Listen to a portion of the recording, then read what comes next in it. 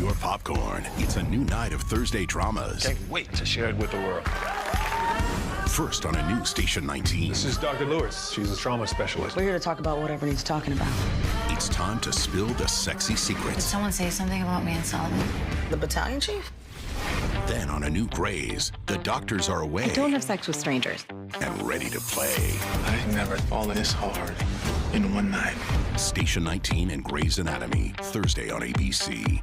Hey everyone, I hope you guys are doing well and are with your loved ones during this trying time and are practicing social distancing. I do apologize that my review for Give a Little Bit and the trailer review of Love of My Life are delayed, but here they are, and I will discuss Love of My Life and Sing It Again next week. I'm hoping to get that review out the night the episode airs. So let's talk about Give a Little Bit, and then we'll talk about Love of My Life. And if you just want to talk about Love of My Life, there is a chapter time in the video description. So the main umbrella storyline for Give a Little Bit was pro bono surgery. And what I liked about this episode, and also disliked because it makes it a little bit more difficult to talk about, is with having one umbrella storyline, every character involved, you kind of have to go point by point through the episode of what you liked and disliked. When,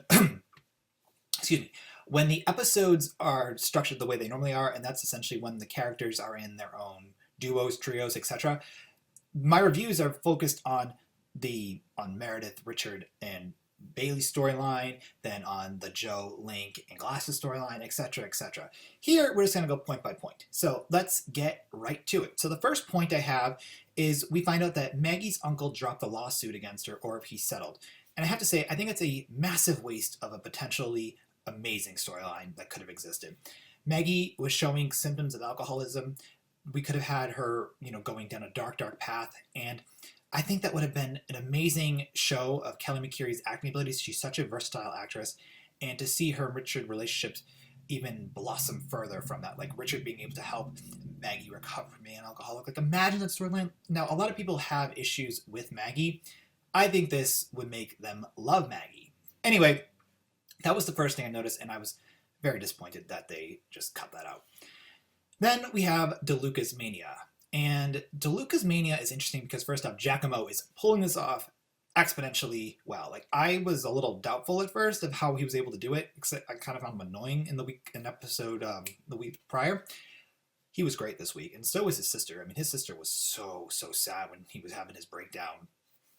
And what was interesting with DeLuca is he was right that that poor girl was being a victim of human trafficking, but no one believed him because he was sick, and then that poor girl was taken by her aunt Opal, by the trafficker. It's awful. It was awful. But I really thought Giacomo's entire storyline throughout the whole episode was amazing.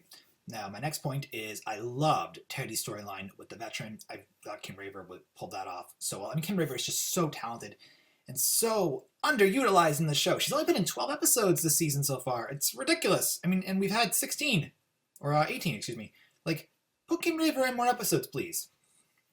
Amelia was involved in that storyline. I also like that as well. I think Katerina Scorsone and Kim Raver have excellent chemistry, so I'm glad that Amelia was involved.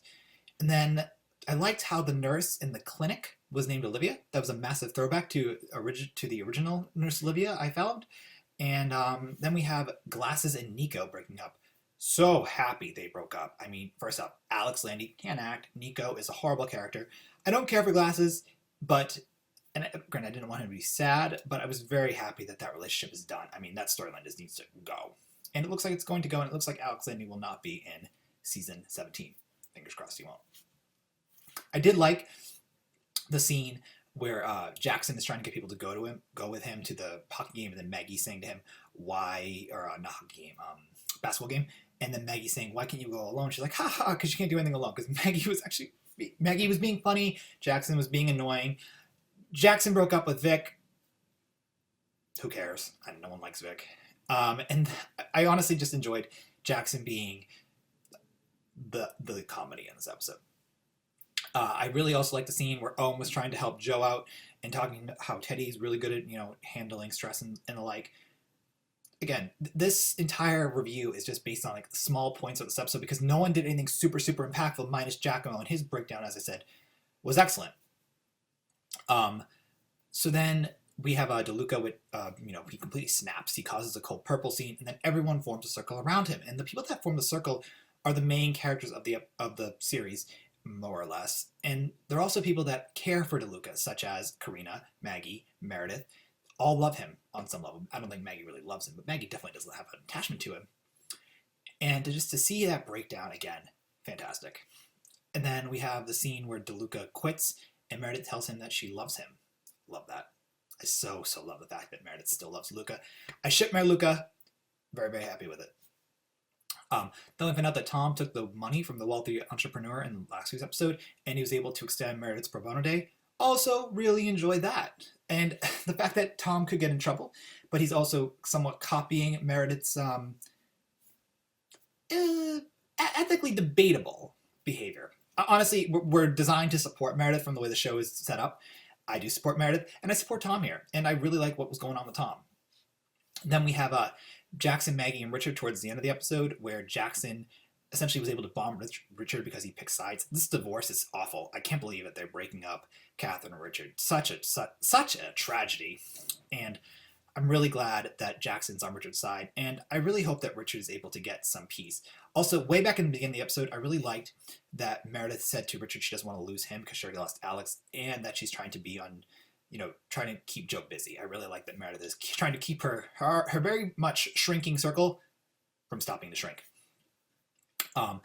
Joe and Glasses move in together, which I think is funny. I think this, Camilla Luddington is funny, and Glasses is funny.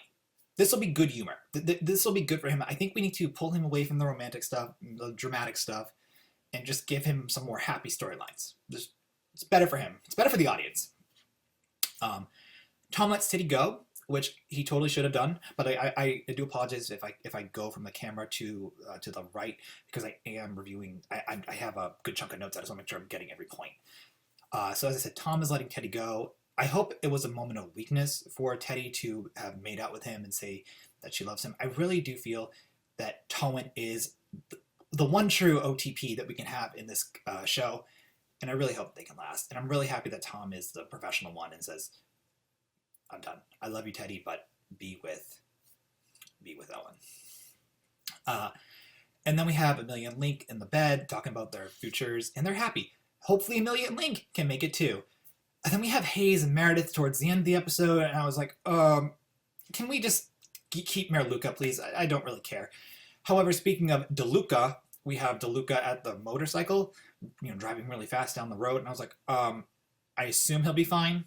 I was like, okay, it's showing more of his mania, and maybe he'll go missing or something for an episode or two, but I think he'll be fine. So overall, I thought the Pro Bono Surgery Day episode was very well done. Every actor was utilized, but it was very, very small bits. I mean, Link was in the episode, but he was really just talking to Amelia, talking about his that he was going to take the job, and Amelia's like, okay, good, I'm glad, but let's keep our lives happy and not make it 1,000% focused on giving up our dreams for the baby. And I like that. It's talking about being a couple. Overall, it was a solid episode, definitely has repeat value, and one of the stronger ones of season 16. So, now let's talk about Love My Life. So, we'll read the description, and then after, we will discuss the trailer and the description. So, Richard preps to present his PATH pen at the LA Surgical Intervention Conference, but becomes distracted by his issues with Catherine, Maggie, and Teddy run into people from their past at the same conference, while Hayes relives moments from when he met his late wife. Okay. Hayes is in the trailer. I don't care what's going to be going on with Hayes. So that part is, for me, unfortunate because he's becoming a thing. He very well will probably be promoted to main character in the next season, which I think is very unfortunate because, honestly, I don't care for the character. And I also just highly ship Luca. Maggie and Teddy running into people from their past at the conference, kind of in the trailer. I mean, we see Teddy, and we see the guy that Maggie hooks up with, and Maggie going, I don't hook up at random or whatnot. So I like that. So we see something in the trailer, and then we see something in the description. Sorry, we see something that matches the description and the trailer. We have one thing from the and then I do apologize for my stammering, but that's all we see from this trailer, because the rest of it is based on the description, and all the trailer is Station 19, which is unfortunate because Station 19 stinks.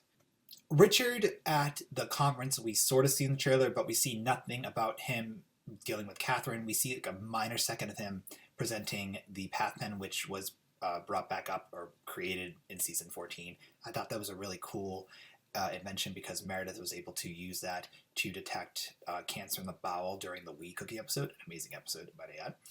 So the description holds 3 storylines. The trailer really only holds 1 because even though we see Richard, it's very quick and we don't even know what's going on. Like if we can read the description, we have no idea what's up with him.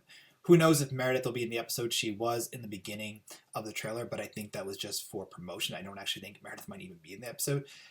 If not, maybe she's just happy to eat popcorn, but honestly, it's very random, and these trailers are so limited with the amount of time they have.